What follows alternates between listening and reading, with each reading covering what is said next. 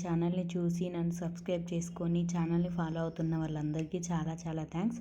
So 3 dots 4 dots blouse అయితే అయిపోయాయి. నా వల్ల మీకు కొంతమందికి బ్లౌజ్ వచ్చినా కూడా నేను చాలా హ్యాపీగా ఫీల్ అవుతాను. సో నేను కూడా నేర్చేసుకున్నాను అనమాట. ఇంక ఇప్పుడైతే ప్రిన్సెస్ కట్ స్టార్ట్ చేయబోతున్నాను. ఆల్రెడీ బుక్ కూడా నేను ప్రిపేర్ చేశాను అనమాట. రికార్డ్లో డీటెయిల్గా నేను ఎక్స్ప్లెయిన్ కూడా చేస్తాను ఫర్దర్ వీడియోస్లో. ఈ వీడియోలో అయితే ప్రిన్సెస్ కట్కి నార్మల్ బ్లౌజ్కి డిఫరెన్సెస్ ఏంటి, ఇక్కడ ఎంత పెట్టుకోవాలి, ఎంత సైజ్ పెట్టుకోవాలి అనేది చెప్తాను.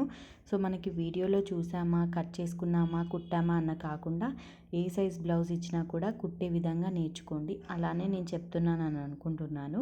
సో మనకి ఫస్ట్ టిప్, ఏ సైజ్ అయినా కూడా, అది ఏ ప్రిన్సెస్ కట్ అయినా నార్మల్ బ్లౌజ్ అయినా కూడా మనకి కొలత బ్లౌజ్కి నడుము కొలత ఎలా తీసుకోవాలి అనేది చెప్తున్నాను అనమాట. ఇదైతే టిప్ నెంబర్ 1. సో మనకి ఉక్సుల పట్టి నుంచి కాజల పట్టి వరకు కొలుచుకోవాలి. కాజల పట్టీని తీసేయాలన్నమాట. సో తీసేసిన తర్వాత మనకి 4వ భాగం చేస్తే వచ్చిందే నడుము కొలత. సో మనకి నార్మల్గా చెస్ట్ టిప్ నెంబర్ 2 అన్నమాట ఇది. నార్మల్గా మనకి ఈ బ్లౌజ్ ఇస్తే చెస్ట్ ఎలా చూడాలో నేను చాలా వీడియోస్లో చెప్పాను, కొత్త వాళ్ళ కోసం చెప్తున్నాను. సో డాట్స్ పైన ఇలా పట్టుకుంటే మనకి చెస్ట్ కొలత అనేది వచ్చేస్తుంది అనమాట. సో మనకి ప్రిన్సెస్ కట్ ఆది బ్లౌజ్ ఇచ్చారనుకోండి, దానికి కూడా ఇలానే తీసుకున్నారనుకోండి, ఇదైతే రాంగ్ వస్తుంది అనమాట. సో మనకి కస్టమర్ ప్రిన్సెస్ కట్ బ్లౌజ్ వచ్చింది అనుకోండి, సో దానికి చెస్ట్ ఎలా మెజర్ చేసుకోవాలి అనేది చెప్తున్నాను. నార్మల్ బ్లౌజ్కి ఎలా కొలుచుకోవాలో అర్థమైంది కదా. సో ఇప్పుడు ప్రిన్సెస్ కట్కి ఎలా కొలుచుకోవాలో చూద్దాము. వీడియో నచ్చితే లైక్ చేయండి. డాట్స్ పైన కొలిస్తే అది నార్మల్ బ్లౌజ్ అనమాట.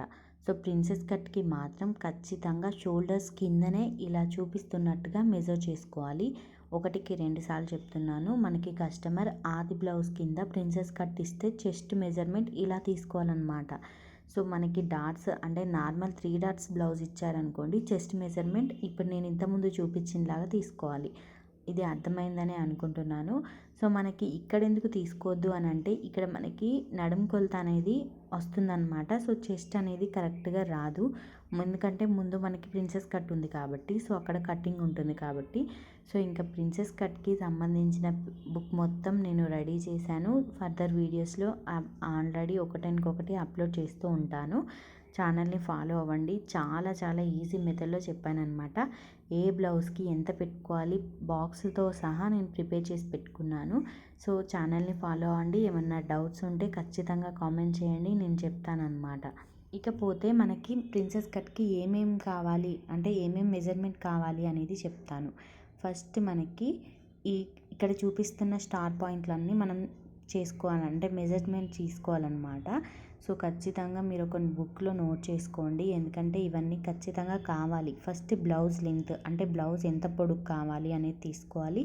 దాని తర్వాత ఫుల్ షోల్డర్ అయితే పక్కా కావాలన్నమాట. షోల్డర్తోనే మనకి బోట్ నెక్ అనేది డిపెండ్ అయి ఉంటుంది.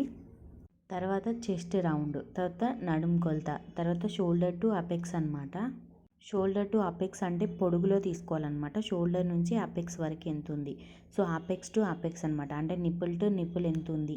తర్వాత స్లీవ్స్ అనమాట, స్లీవ్ రౌండ్, స్లీవ్ పొడుగు ఎంత ఉందన్నమాట. సో ఇంక ఇక్కడ నేను చెప్పేది ఏంటంటే, చెస్ట్ సైజ్ మనం నార్మల్గా బ్లౌజ్ లేకపోతే మనం ఏం చేస్తాం, నడుము కొలతకి 1 ఇంచు యాడ్ చేస్తే మనకి నార్మల్ బ్లౌజ్కి చెస్ట్ సైజ్ అనేది వచ్చేస్తుంది కదా. చాలా వీడియోస్లో నేను చెప్పాను.